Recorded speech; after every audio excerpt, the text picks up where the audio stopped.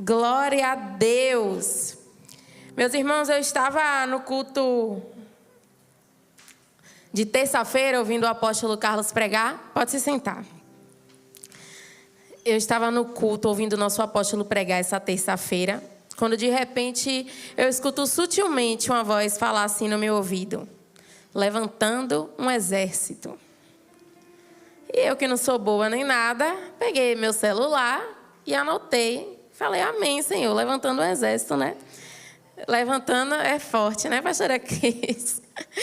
Anotei o tema e aguardei a palavra. E ontem, esse nosso amado pai, apóstolo Carlos Silva, me deu essa responsabilidade de trazer a palavra, né? Depois de uma profecia da nossa pastora Cris.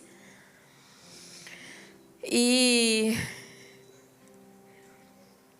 para a glória do Senhor, o Senhor me deu a palavra, além do tema. E logo no culto de quinta, que é o culto que eu mais gosto de pregar, o culto dos crentes. Deixa eu ver se é culto de crente mesmo. É, aqui só tem crente. Aqui só tem crente também, né?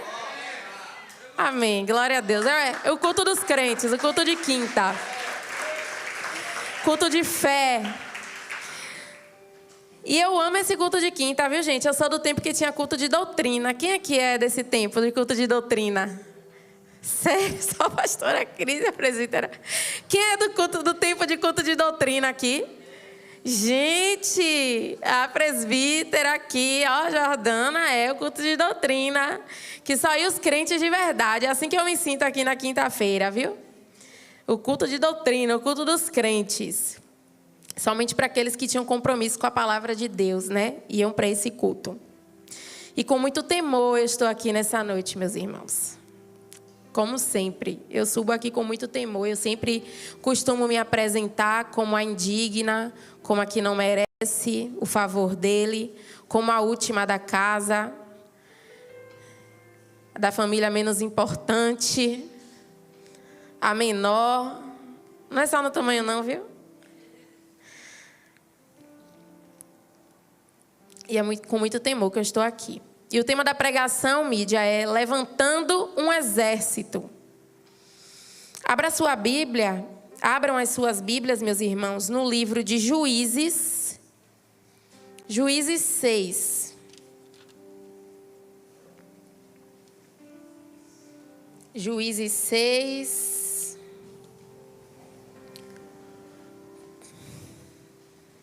O livro de Juízes, capítulo 6, a partir do versículo 1. Quem aqui achou? Amém. Todo mundo achou, né? E diz assim: de novo, os israelitas fizeram o que o Senhor reprova. E durante 7 anos, ele os entregou nas mãos dos midianitas. Os midianitas dominaram Israel. Por isso, os israelitas fizeram para si esconderijos nas montanhas, nas cavernas e nas fortalezas. Sempre que os israelitas faziam as suas plantações, os midianitas, os amalequitas e outros povos da região a leste deles as invadiam. Acampavam na terra e destruíam as plantações ao longo de todo o caminho até Gaza. E não deixavam nada vivo em Israel, nem ovelhas, nem gado, nem jumentos. Eles subiam trazendo seus animais e suas tendas, e vinham como enxames de gafanhotos. Era impossível contar os homens e os seus camelos. Invadiam a terra para devastá-la. Por causa de Midian, Israel empobreceu tanto que os israelitas clamaram por socorro ao Senhor. Quando os israelitas clamaram ao Senhor por causa de Midian, ele lhes enviou um profeta que disse: assim diz o Senhor, o Deus de Israel: tirei vocês do Egito, da terra da escravidão. eu os livrei do poder do Egito e das mãos de todos os seus opressores. Expulsei-os e dei a vocês a terra deles. E também disse a vocês: eu sou o Senhor, o seu Deus. Não adorem os deuses dos amorreus, em cuja terra vivem. Mas vocês não me deram ouvidos. Aí nós vamos para o 14, um pouco mais embaixo, que diz assim: o Senhor se voltou para ele e disse: com a força que você tem, vá libertar Israel das mãos de Midian. Não sou eu quem o está enviando? Ah, Senhor, respondeu Gideão, como posso libertar Israel? Meu clã é o menos importante de Manassés, e eu sou o menor da minha família. Eu estarei com você, respondeu o Senhor, e você derrotará todos os midianitas como se fossem um só homem. Vamos orar? Curva a sua cabeça e vamos falar com o Senhor. Senhor, mais uma vez nos colocamos diante da sua santa e gloriosa presença nessa noite, Senhor. Nessa noite, mais uma vez, nós queremos clamar ao teu Santo Espírito por sua presença aqui nesse lugar. Nessa noite, Senhor, eu quero apresentar, meu Pai, a minha mente, a minha vida, os meus lábios ao Senhor, meu Pai. Eu quero te pedir, Senhor, que aquilo que o Senhor entregou, meu Pai, a mim, que o Senhor me ajude a repassar para o teu povo, para a tua igreja nessa noite, Senhor. Meu Deus, nesse momento eu diminuo, eu me reduzo, eu falo que eu não sou nada, eu não sei nada, eu não sei nem falar direito. Mas se o Senhor tiver misericórdia, a mensagem chegará, meu Pai, ao seu destino. Se o Senhor quiser me usar nessa noite, Jesus, eu estou aqui disponível ao Senhor. Meu Deus, nesse momento eu quero apresentar cada um que está aqui escutando essa palavra, cada pessoa que está ouvindo através da live, cada pessoa que está ouvindo, Senhor, nas redes sociais, que o Senhor possa alcançar a todos. Que nada que vem de mim mesma possa atrapalhar nessa noite a palavra chegar da maneira que o Senhor quer este povo, Senhor. Em nome de Jesus, consagramos tudo, mas esse momento ao Senhor, meu Pai. E eu te louvo, eu te engrandeço, eu já te agradeço por todo o efeito que essa palavra produzirá nos nossos corações. Eu te louvo, eu te engrandeço, eu te agradeço por todo o efeito que essa palavra surtirá, meu Pai, na sua igreja. Em nome de Jesus eu oro. Amém. E graças a Deus.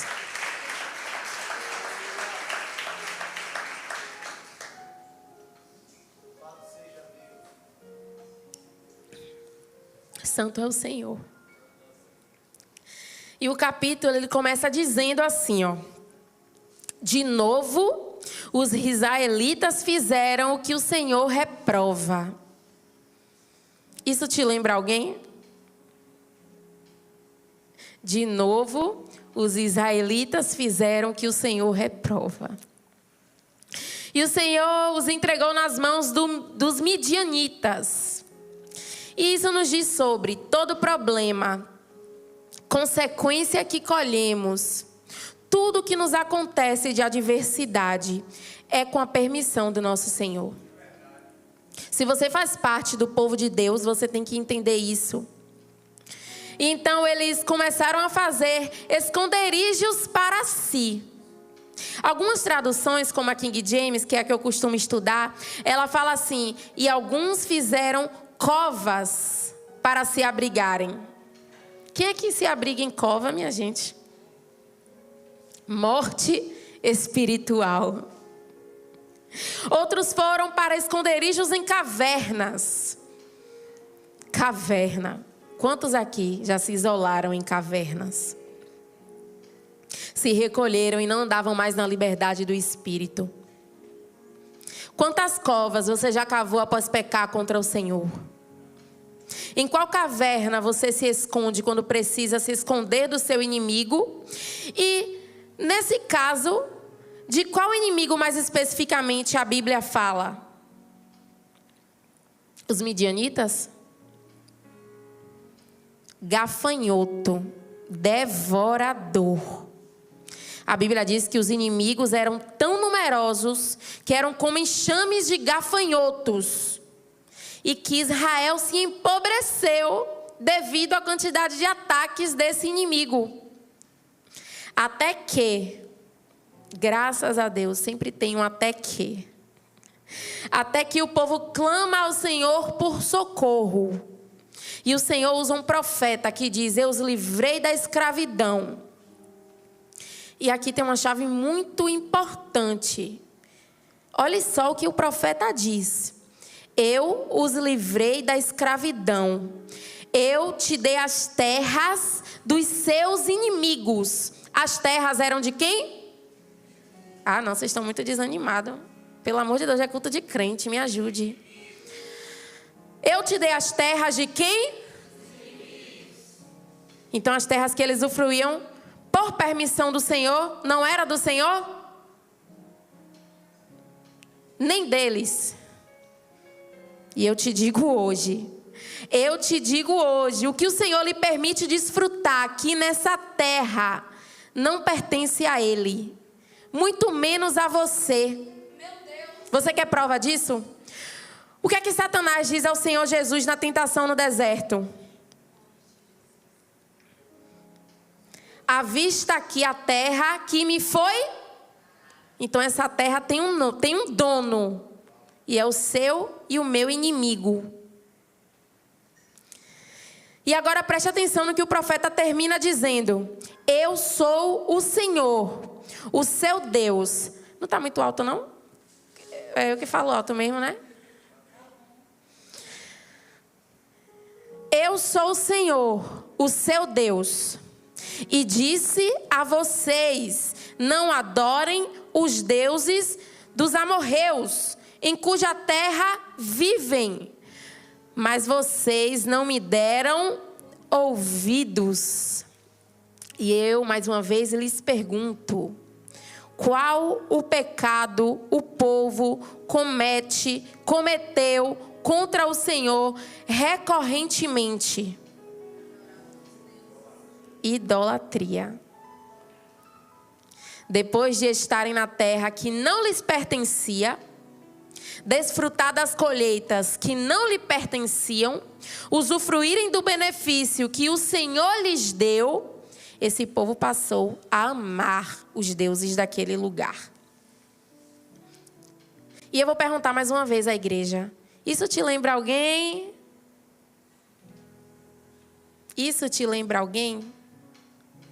E diante disso, meus irmãos, acontece o que lemos aqui no versículo 20. Não, nós não lemos ainda? Não, vamos ler. Gideão é escolhido como líder sobre a guerra contra os midianitas. Vamos ler o 25 e o 26. Nós lemos, mas os 25 e o 26 são as instruções. Naquela mesma noite, o Senhor lhe disse: separe o segundo novilho do rebanho de seu pai, aquele de 7 anos de idade. Despedace o altar de Baal, que pertence a seu pai, e corte o poste sagrado de Azerá, que está ao lado do altar. Depois faça um altar para o Senhor, o seu Deus, no topo desta elevação. Ofereça o segundo novilho em holocausto, com a madeira do poste sagrado que você irá cortar. E a primeira ordem do Senhor a Gideão é: derrube os altares de idolatria. Derrube os altares de Baal e Azerá. E levante um altar para o Senhor. Isso nos ensina o caminho de volta para todo crente. O caminho de volta à presença de Deus. Destrua o que lhe faz pecar. Isso é tão forte que tem um versículo na Bíblia que diz: se o seu olho esquerdo te faz pecar, arranque-o. Destrua o que te faz pecar. Derrube os ídolos dessa terra que não te pertence, eu quero lembrar. E volte a adorar somente o Senhor seu Deus. Essa foi a primeira ordem do Senhor para Gideão. Mas a reação do povo, daquele povo que havia clamado por socorro ao Senhor, aquele mesmo povo que a gente leu aqui, que clamou ao Senhor por socorro por causa dos midianitas. Quem já leu toda essa história vai lembrar que a primeira reação do povo foi querer matar Gideão. Falou para o pai de Gideão: coloque ele para fora aí que a gente vai matar ele. Surpreendentemente, eles queriam usar a lei de Moisés, que dá pena de morte ao idólatra. A pena que deveria ser de todos eles. Mas a cegueira que atinge o povo de Deus hoje é a mesma que atingia no passado. Utilizam da palavra para condenar aqueles que se levantam como líderes, para exortar, para ensinar o caminho. Mas isso ainda fica melhor, calma. O pai de Gideão, que era o dono dos postes ídolos, olha para aquele povo idólatra igual a ele e diz: vem cá, Baal precisa de defensor? Baal mesmo não pode se defender? E então a ira deles foi aplacada. E eles chamam Gideão pela primeira vez de Jerubaal. Eu tenho que fazer uma cara bonita, porque toda vez eu saio horrorosa. Tirou, minha filha? Ficou bonita aí? Amém. Porque eu sou pouco expressiva, né? Aí tem que... E aí começa a ser chamado Gideão de Jerubaal, que significa que Baal contenda. E a empreitada de Gideão começa. A guerra contra os midianitas. E agora sim, depois dessa pequena introdução, nós entramos no tema da noite. Mas calma, que não é uma longa explanação, é uma palavra bem rápida, corte rápido, Tramontina. Capítulo 7 do mesmo livro, versículo 1 ao 3. De madrugada, Jerubaal, isto é, Gideão, e todo o seu exército acampou junto à fonte de Arode. O acampamento de Midian estava ao norte deles, no vale, perto do monte Moré. E o Senhor disse a Gideão: você tem gente demais para eu entregar Midian nas suas mãos, a fim de que Israel não se orgulhe contra mim, dizendo que a sua própria força o libertou. Anuncie, pois, ao povo que todo aquele que estiver tremendo de medo poderá ir embora do monte Gileade.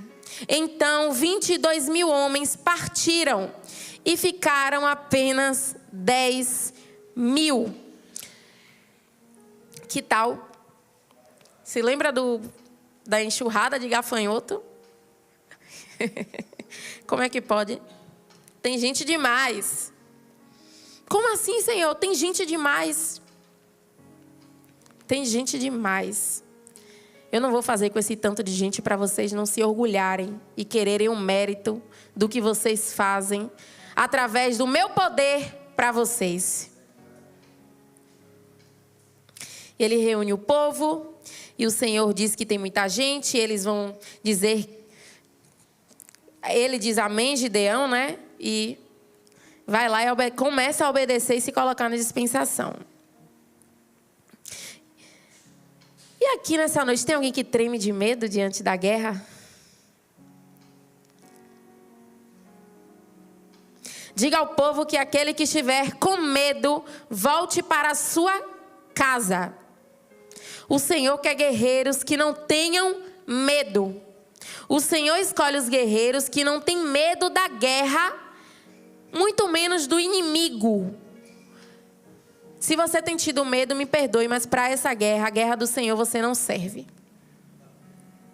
Os medrosos não são chamados para o exército do Senhor. Mas diaconisa, Você é miseravona? Calma, como assim? O que foi que o Senhor falou a Gideão?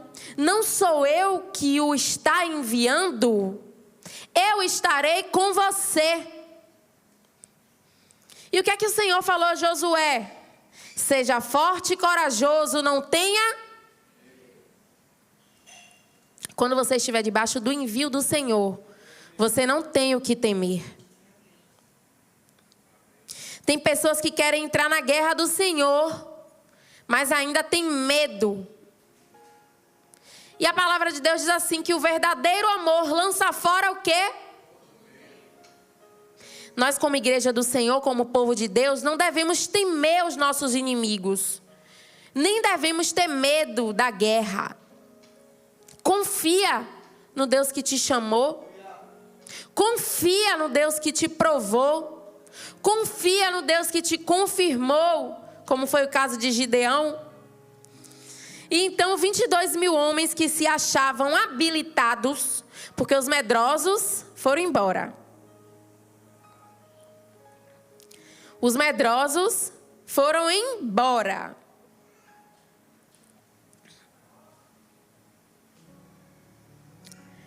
Esses 22 mil homens que se disponibilizaram a guerrear quando Gideão chamou, essa quantidade absurda se achava apto. Mas partiram para as suas casas, diz o texto. Caminho de casa, retorno. E essa foi a primeira peneira do Senhor dos Exércitos. E agora vamos para a segunda peneira. Versículo 4. Mas o Senhor tornou a dizer a Gideão: ainda há gente demais. Desça com eles à beira d'água, e eu separarei os que ficarão com você. Se eu disser, este irá com você, ele irá. Mas se eu disser, este não irá com você, ele não irá. Assim Gideão levou os homens à beira d'água, e o Senhor lhe disse: separe os que beberem a água lambendo-a, como faz o cachorro, daqueles que se ajoelharem para beber. O número dos que lamberam a água levando-a com as mãos à boca foi de 300 homens. Todos os demais se ajoelharam para beber. E o Senhor disse a Gideão: com 300 homens que lamberam a água, livrarei você e entregarei os midianitas nas suas mãos. Mande para casa todos os outros homens. Essa segunda peneira é poderosa. Eles descem à beira da água e alguns se ajoelham para beber a água. E eu conjecturo que esse ajoelhar para beber e pegar com a mão, a outra mão estava ocupada, né? Com alguma coisa. E aqueles que se fizeram como os cães, de 4, para beber a água. Totalmente distraídos e desprotegidos. Mas como assim? Você está bebendo água? Não. Eles estavam naquele momento de preparação para a guerra, mais preocupado com a sua necessidade do que com a guerra do Senhor. E nós temos a conclusão da segunda peneira do Senhor dos Exércitos. Aqueles que se distraem quando têm alguma necessidade não são chamados para o exército do Senhor. Não servem. Mas você não sabe, a minha necessidade é muito grande. O apóstolo Paulo disse: eu aprendi a viver contente em qualquer situação. E ele ainda disse mais: sede meus imitadores, assim como eu sou de Cristo. Restaram apenas 300 homens. E a palavra diz: E esses ficaram com as provisões e com as trombetas dos que partiram. Então, antes mesmo da guerra, os valentes já foram recompensados. E não foi pouca provisão não, viu, irmão? Porque saiu 22 mil, ficou 10. Sobrou então 9.700. Os 9.700 voltaram, porque beberam da água que nem cachorros. 21 mil. Imagine agora dividir. Matemática nunca foi o meu forte, português eu sou melhor. Dividir toda essa provisão para apenas 300 homens.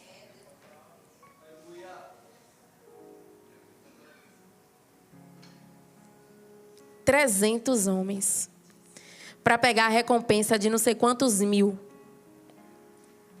Quem não se preocupa, recebe mais. Quem não se distrai, recebe mais. Quem anda em vigilância, recebe mais.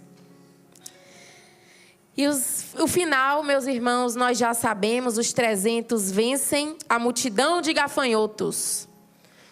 Vencem o opressor. Os 300 conseguem vencer aquela multidão de devorador. E eu pergunto a vocês, diante dessa palavra, você está apto a guerrear a guerra do Senhor? Porque as nossas guerras, nós somos obrigados a lutar. A guerra da nossa casa, talvez você também se sinta obrigado a lutar. Mas e as guerras do Senhor? Quem verdadeiramente está disposto a lutar? Cri. Eu vejo uma igreja, não a salvar nações, eu digo no contexto Brasil, uma igreja brasileira, hoje que passa por muitas guerras. Guerras individuais. Lutas, consequências dos seus pecados, mas que ao mesmo tempo essa igreja que vem lutando essas guerras individuais, essas guerras suas, fecha os olhos para o chamado dos últimos dias.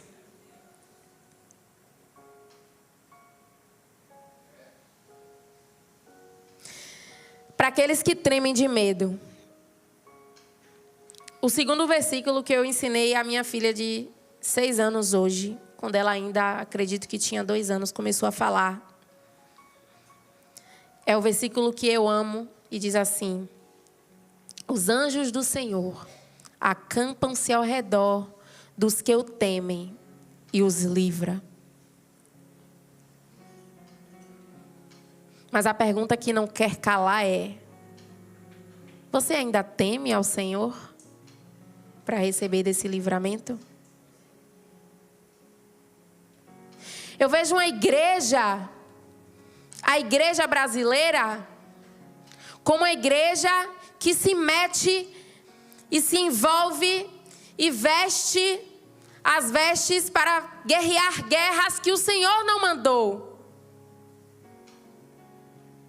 Mas a guerra do Senhor está passando abatido.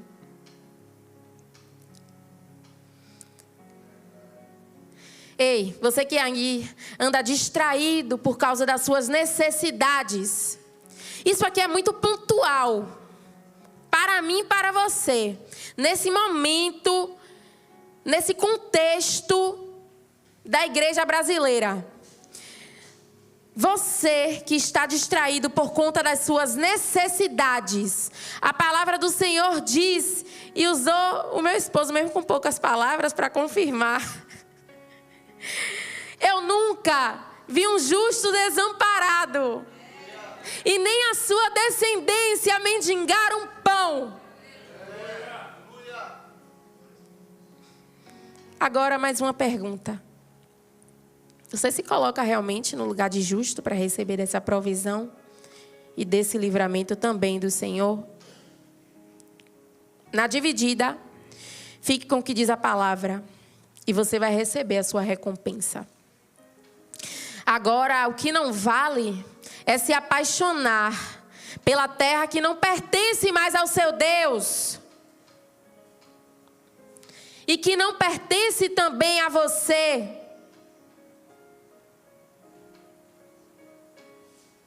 Por misericórdia, Ele nos permite desfrutar. Eu quero, Senhor, continuar desfrutando, amém. Mas não se apaixone a ponto de idolatrar aquilo que está na terra que Ele lhe confiou. Tire os olhos das águas do riacho. Imagine um monte de homem de 4 igual a cachorro, lambendo a água. Que cena terrível, deplorável. Eu penso assim como se fosse um desespero. Alguém conhece assim, alguém aqui nessa igreja que está desesperado? Eu estou muito necessitado, E ó, tome língua na água. Largou a espada, largou o escudo e se debruçou no riacho igual a um cachorro. A necessidade falou mais alto do que a preparação para a guerra do Senhor.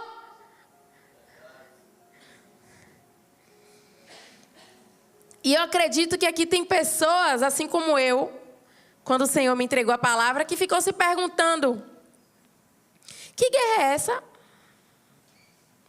Que o Senhor tem convocado guerreiros, que não são muitos. Que guerra é essa? Meus irmãos, trazendo tudo que nós lemos para o contexto dos nossos dias.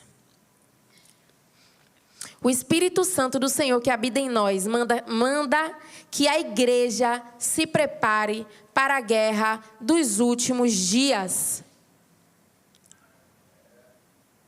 A igreja pensa assim, que eu não vou voltar tão cedo, diz o Senhor, mas eu estou voltando.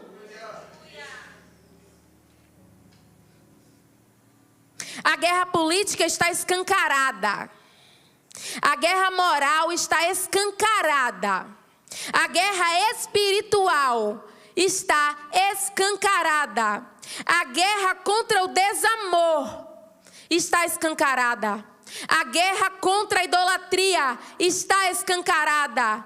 Será que você não está vendo qual é a guerra? Nós somos separados. Eu sempre repito isso, essa é uma certeza que eu tenho. Eu olho para pessoas aqui dentro da igreja tão diferentes. Pessoas diferentíssimas. E o que é que nós estamos fazendo aqui juntos, debaixo desse teto bonitinho de gesso? Por que a sua família veio parar aqui dentro? Por que você formou família, está formando sua família aqui dentro? Por que você ainda está aqui? Por que o Senhor te trouxe aqui? Essa é uma certeza que eu tenho. Como 2 mais 2 são 4. Por que colocaram a gente numa igreja com o apóstolo Carlos Silva? Porque ele está separando guerreiros para o exército dele. Para a guerra dos últimos dias. E tem pessoas que já tentaram até sair daqui. Pessoas, eu digo, que têm a instrução verdadeira do Espírito Santo. Porque gente que se envaidece e que acha que é mais santo e mais profeta e mais tudo do que todo mundo, já saiu para a glória do Senhor. E eu acredito que esses que saíram, a qualquer momento, podem voltar para pedir perdão, inclusive. O Senhor já me deu isso em sonho. Mas, se você está aqui, é porque o Senhor tem te preparado. O exército está sendo levantado. Nós estamos aqui sendo treinados para um tempo específico. E que tempo específico é esse? Esse tempo que nós estamos vivendo. O fim dos tempos. E será que você realmente está se preparando para guerrear as guerras do Senhor? Ou ainda está cheio de conflitos internos? Cheio de idolatria ou de eudolatria? Hoje à noite é um momento de você dizer: chega. Chega de perder tempo com as coisas da terra, com os deuses da terra que não nos pertencem. O exército está sendo levantado. E eu quero fazer parte desse exército. Você quer? Nós vamos nos preparar ou vamos tremer? Nós vamos nos preparar ou vamos nos distrair? Eu queria dizer uma coisa aqui. A palavra de Deus diz assim: ai! Eu tenho até medo. Quando eu leio, arrepia tudo. Quando eu leio esse versículo que diz assim: ai daquele que chama o mal de bem. Ai daquele que chama o mal de bem. E existem pessoas dentro das igrejas chamando descaradamente o mal de bem. Se eu pudesse, eu mesma arrancaria com as minhas próprias mãos. Eu sou baixinha, mas eu sou retada, viu? Eu sou pequena, mas eu sou retada. Vocês tiram pelo meu marido, ó.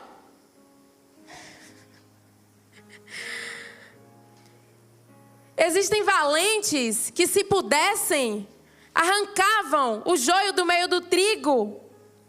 Mas o próprio Deus instruiu. Isso é bom, você ser um valente e obediente, né, pastora Dinora? Nem que seja de bar de pau, que eu sou aqui apanha, gente.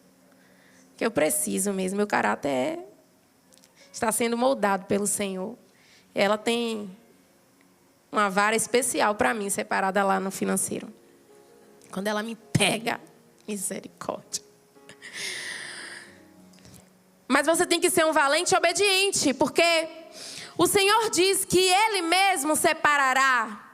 O dono da colheita separará naquele grande dia o que é bom do que é ruim, o joio do trigo. Isso não quer dizer que Ele não esteja vendo, mas é permissão dEle que exista. É por isso que eu e você não podemos nos distrair, para que nós também possamos enxergar a diferença e nos mantermos na posição, esperando aquele que fará justiça completar a sua obra na igreja.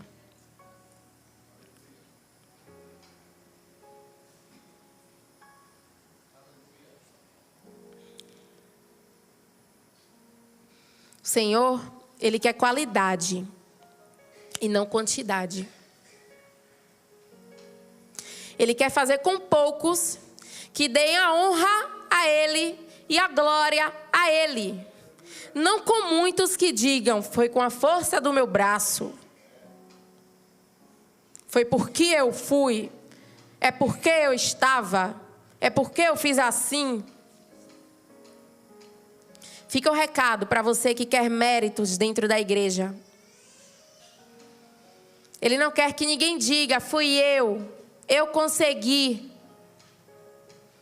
Ele quer alguém que dedique a Ele toda a honra e toda a glória, todo louvor e toda adoração. Ah, mas Ele não está fazendo nada. Eu mesma vou lá e vou fazer. Cuidado. Talvez Ele não esteja fazendo porque não tem que fazer. Talvez você não esteja vendo o livramento porque você ainda precisa derrubar o altar de idolatria da sua casa. Gideão disse: mas o Senhor não era o Deus que livrou os meus antepassados? Porque nos entregou nas mãos dos midianitas?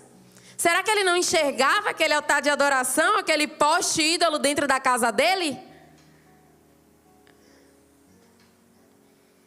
E aqui nessa noite, o Senhor mandou eu falar, estou falando, viu? Será que você não enxerga o altar que ainda existe dentro da sua casa e é por isso que eu ainda não livrei?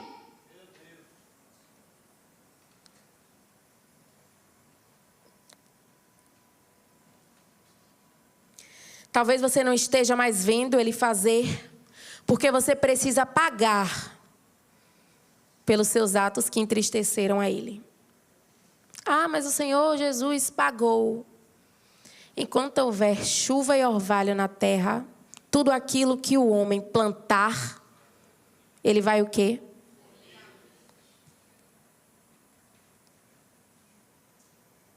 Que bom que existe essa justiça, porque senão ia ter um bocado de descaração dentro das igrejas, pior do que já está tendo. Imagine, Jesus pagou tudo.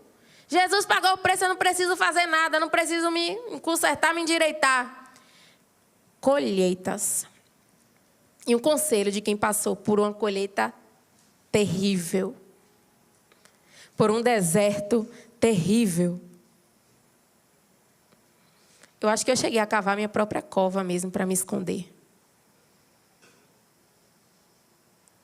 Eu fiz tudo. Cavei a cova, achei uma caverna. Dia eu estava na cova, dia eu estava na caverna.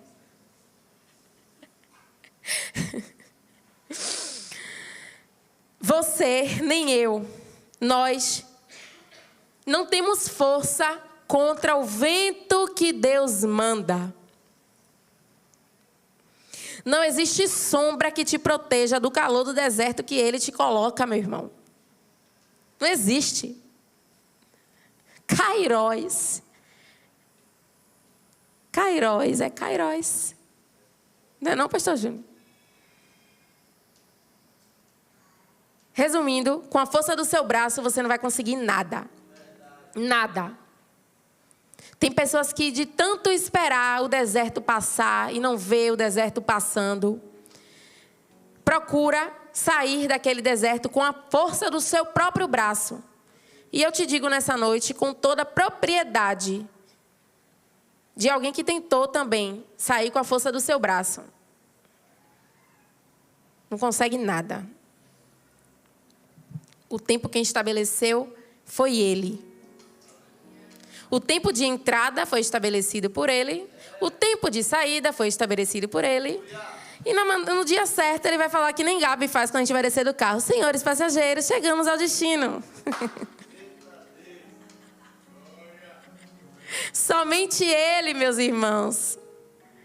Mas que bom que é somente Ele. Imagine se tivesse nas nossas mãos o poder. Quanta merda a gente não ia fazer? Porque se tem uma coisa que nós somos especialistas é em produzir merda. E ainda dizer que ouviu do Senhor. Eis que foi o Senhor que me disse. O Senhor falou comigo.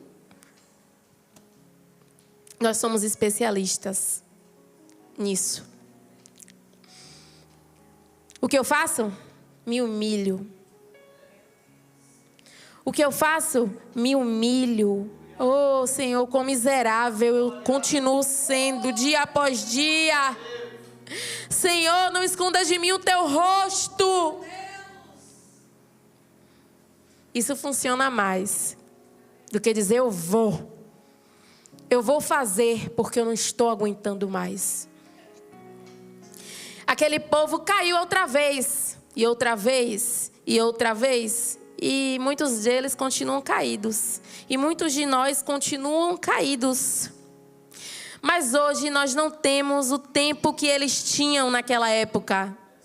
Nós não temos as desculpas também, pois nós estamos debaixo da graça redentora, que nos torna capazes de vencer o pecado. E hoje o Senhor deseja confirmar que aqui nesse lugar Ele está separando guerreiros que não se dobrem, que não se distraiam, que não tremam de medo. E aqueles que digam sim, Senhor, eu irei. Sim, Senhor, eu lutarei as guerras do reino. Eu lutarei as guerras pelo reino. E por essa guerra, meu irmão, é que vale a pena lutar. Porque é a única guerra que se você morrer, você tem a garantia da vida eterna. Em breve, toda essa terra, todos esses ídolos irão se prostrar diante do único e verdadeiro Deus. E qual será o seu lado na batalha final? Qual será a sua posição? Pastor, não vou falar para não errar, mas eu acho que foi ele que falou. Ele disse assim: precisamos falar mais sobre o evangelho do reino. Acho que foi Tel Hayashi. Precisamos falar mais sobre o evangelho do reino. Porque nós já falamos muito sobre o evangelho da salvação. E as pessoas confundem. Elas acham que o evangelho da salvação é o destino final. E é só a porta de entrada. O evangelho da salvação é somente a porta de entrada. O evangelho do reino é que deve ser pregado. Vamos falar mais sobre o reino? Quantas vezes por dia você para pensar como será a sua vida eterna? Tá bom, por dia não. Quantas vezes na semana você para pensar como será a sua vida eterna? Tá bom, semana não. Quantas vezes por mês você para pensar como será a sua vida eterna?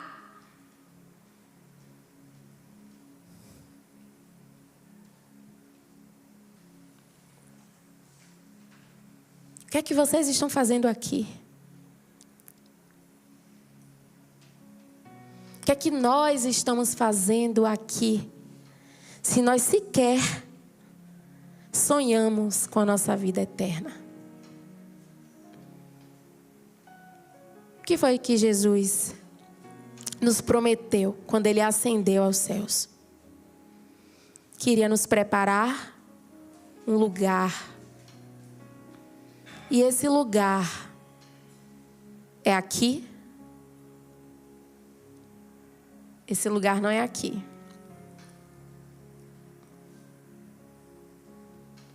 Se tem uma certeza que eu tenho que não é esse lugar desgramado, miserável, que nós chamamos de terra. Glória a Deus que não é aqui.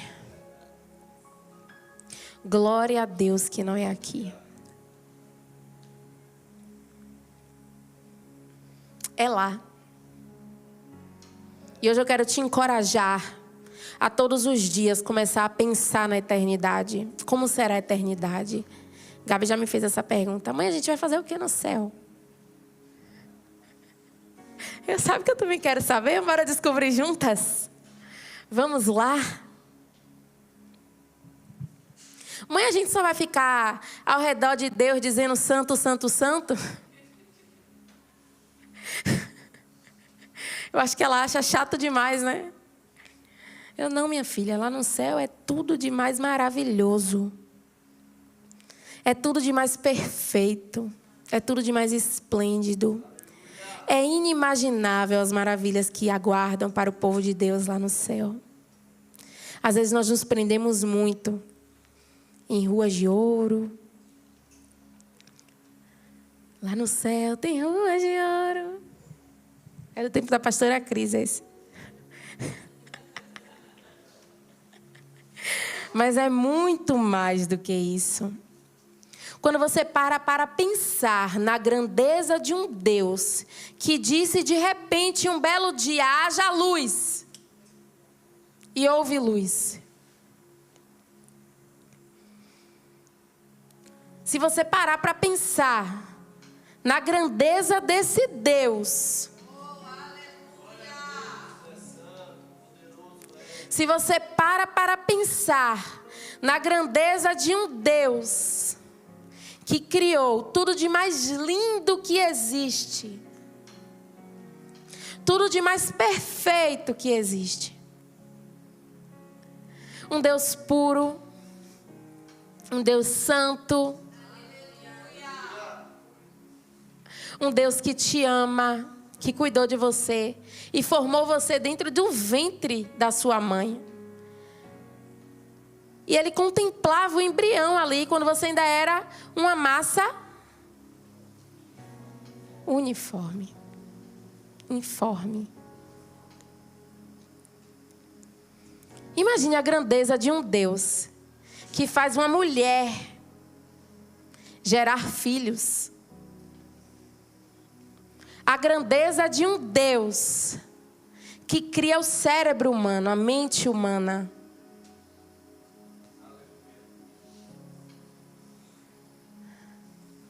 A grandeza, gente, só de olhar para o céu e para o mar já foi, para mim já deu.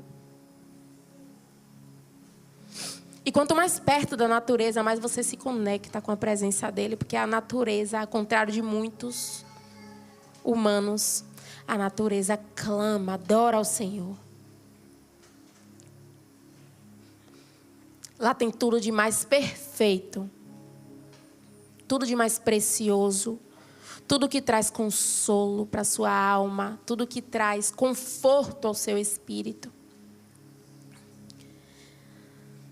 E lá sim, é dele. Pertence a ele o lugar que ele está preparando. E tudo que nós vamos desfrutar lá será nosso mesmo, porque ele nos concederá isso. Diferente daqui dessa terra miserável que a gente vive, em que você liga o telejornal só para ficar com a sua mente perturbada. E aí, para não ficar com a sua mente perturbada, você desliga a TV e vai para o celular, rolar a tela do Instagram. Aí, ao invés de ficar com a sua mente perturbada, você fica com a sua mente endorfinada de coisa ruim.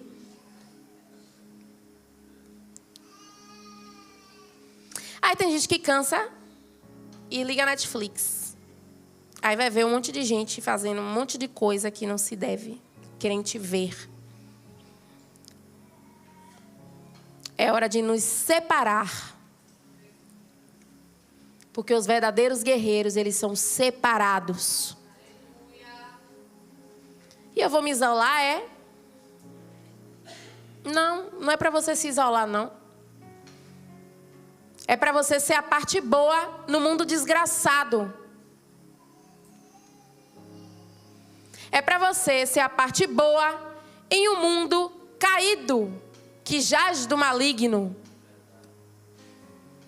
É para você ser a diferença na sua casa. É o lugar mais difícil da gente ser a diferença, né? É dentro da nossa casa, no meio da nossa parentela. Ô povo difícil, igual a mim. É igual a mim mesmo, não presta. É por isso que é meus parentes. Amo vocês, família. Mas é assim. É a parte mais difícil de você ser a diferença dentro da sua casa, porque lá você não precisa usar máscaras. Aqui na igreja você entra bonitinho, arrumadinho. Lá em casa, Douglas que sabe quem sou eu, né? I love you.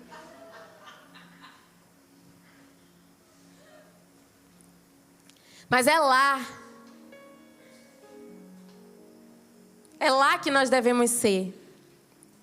E é aqui, na terra dos midianitas, dos amorreus, que nós não vamos nos dobrar para os deuses dessa terra. Ah, não, gente, pelo amor de Deus, me ajude, se coloque de pé, em nome do Senhor Jesus. Bata com mais força, se for para o Senhor. Que é guerreiro, bate palma assim. Não é com a mão mole, não. Tem tanta valentia para tanta coisa. Quando chega na presença de Deus, fica parecendo uns mondrongo. Eu amo vocês. É você que o Senhor conta. Esse enredo todo aqui, falando sobre Gideão, sobre os 20 mil, contei errado no final. Para dizer que é com você, Stephanie, que o céu está contando agora, no final dos tempos. Para dizer que é com você, diaconisa Rebeca, que o céu está contando nessa luta do final dos tempos. O tema da noite é levantando um exército. Sente de novo, vá. Só para se levantar como se fosse um exército mesmo. Vamos lá. Fazer bonitinho. Levantando um exército. Melhorou, glória a Deus. Meu dente. O Senhor conta com você como guerreira. Como guerreira. o Senhor conta com os seus dons de guerreira. Todos nós temos limitações. Somos acometidos por problemas dia após dia. Esses dias minha saúde mental foi toda embora por causa de um problema na empresa. Mas é assim que o Senhor conta com você, com saúde mental ou sem. A saúde mental Ele te devolve. Ele usa pessoas, Ele levanta pessoas para te ajudar. A saúde física, Ele é capaz de restaurar o momento que Ele quiser. O recurso, o dinheirinho que todo mundo gosta, esse aí para Ele pisa. A qualquer momento Ele pode prover.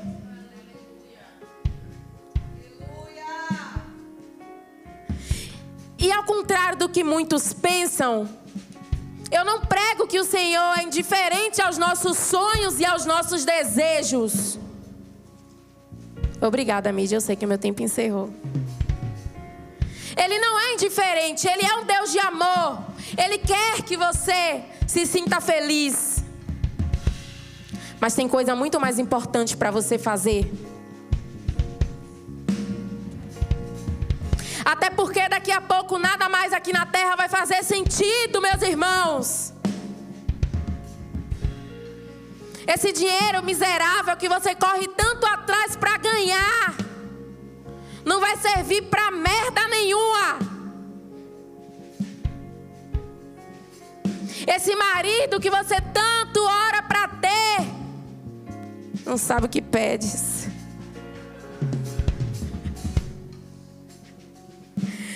Já é todo mundo, ó, irmão santo no céu.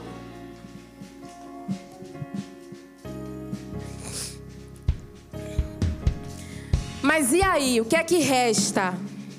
Quando nada mais aqui faz sentido, o que você tem?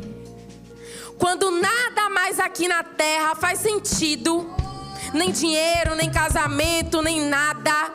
O que é que resta? O que é que resta? Em mim resta o desejo pela eternidade. Em mim resta a promessa que Ele fez, que existe um lugar preparado para mim. Dane-se dinheiro, dane-se família, dane-se doença,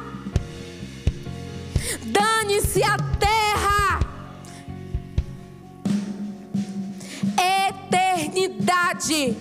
É para isso que nós somos levantados como guerreiros, para guerrear as guerras do reino, para fazer com que muitos que têm o seu coração endurecido se prostrem diante do Senhor. Sim, é isso que Ele quer. É por isso que Ele sempre levantava um juiz após a queda do povo de Israel por idolatria. Porque Ele ama o pecador e às vezes para nós é tão difícil de compreender por que o Senhor insiste tanto nessa pessoa. Eu já me perguntei,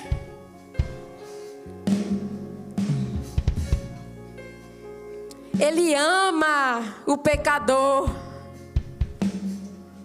Ele ama o pecador.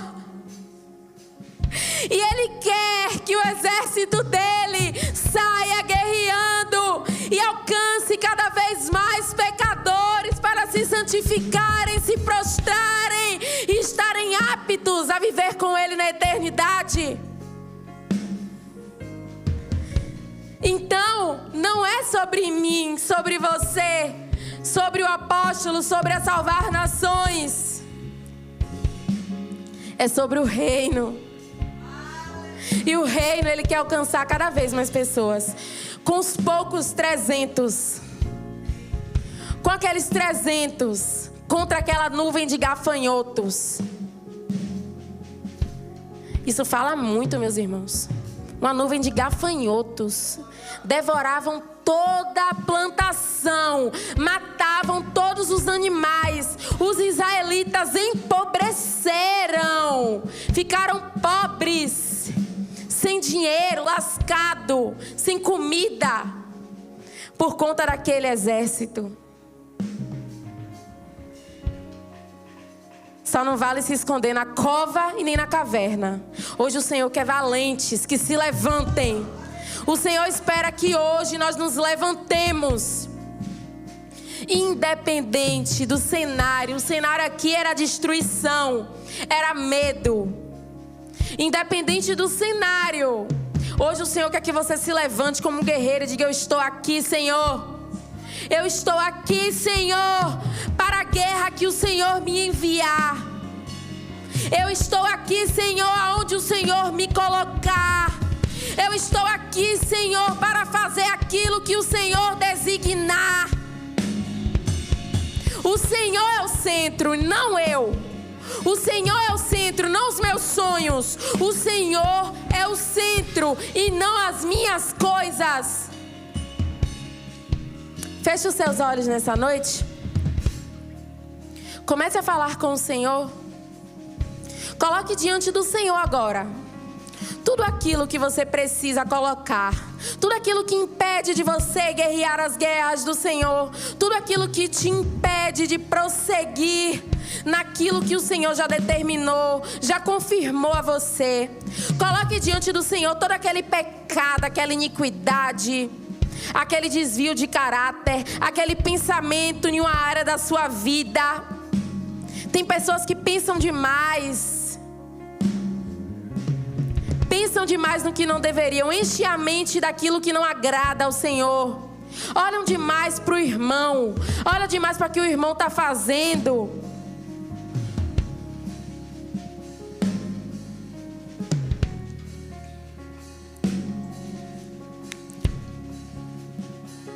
E nessa noite, para esses, o Senhor diz assim: eu sou o Deus de justiça. Eu sou o Deus que vejo todas as coisas. Senhor, o Senhor não está vendo? Sim, o Senhor está vendo. Será que você vai tomar a frente de Deus para resolver as questões que Ele ainda não resolveu, porque Ele não determinou o tempo final para essa questão? Será que você é tão bom assim, que consegue com a força do seu próprio braço resolver aquele problema em que o próprio Senhor permitiu que você vivesse? Nossa, tem que ser muito homem, tem que ser muito mulher. Eu prefiro me ajoelhar diante da presença dele e dizer assim: tem misericórdia de mim. Tem misericórdia de mim. Ai de mim. Ai de mim, Senhor. Colocamos diante de Ti agora, nosso Deus. Continue com seus olhos fechados. Vamos orar. Colocamos diante do Senhor, meu Pai, o nosso proceder, o nosso caminhar, os nossos corações, as nossas mentes. Colocamos diante do Senhor agora, meu Deus, tudo o que somos, tudo o que fazemos, tudo o que já fizemos, tudo o que planejamos fazer. Passa a Tua peneira agora, Senhor. Como o Senhor fez com Gideão e aquele povo. Como o Senhor fez com aqueles homens que se acharam aptos. Meu irmão. Se você não está apto, não vá. Colocamos diante do Senhor e pedimos que o Senhor sonde, Senhor. Sonde agora todo impeditivo. Sonde agora toda trava na alma, da mente, no psicológico. Sonde Sonde agora, Senhor, qualquer que seja a doença neural, o vício. Sonde agora qualquer que seja o pecado, a iniquidade. Sonde agora o que quer que seja aquilo que se coloca como impeditivo. Sonde agora o nosso orgulho. Sonde agora. E passa a sua peneira. E passe a sua peneira. E que se levantem os valentes. Que se levantem os valentes que irão guerrear as guerras do Senhor. Aqueles que não irão ficar ajoelhados diante da sua necessidade. Que se levante agora aqueles que não se ajoelham diante da sua necessidade. Que se levante aqueles que estão sempre com a espada ou o escudo na mão. Que o Senhor mesmo complete a obra, Senhor, e nos prepare. Diga ao Senhor: Senhor, eu estou aqui. Senhor, eu estou aqui. Aleluia. Que essa palavra, Senhor, alcance boa terra. E eu repreendo no nome do Senhor Jesus todo roubador da semente. Eu repreendo em nome do Senhor Jesus toda aquela mente que tenta deturpar a palavra. Que a obra seja completa, Senhor, no nosso meio. Que o Senhor nos dê discernimento, Senhor. É o que falta em muitas igrejas no Brasil, discernimento. Aumenta o nosso discernimento para que nós não possamos ouvir o ai do que chama o mal de bem. Começa a revelar nesses dias, Senhor, tudo aquilo que está em oculto que nos impede de avançar. Tudo aquilo que está em oculto que nos impede de destruir o devorador. Em nome do Senhor Jesus, nós oramos em concordância com a igreja, como o corpo de Cristo. Aleluia. Aplauda bem forte o nome do Senhor.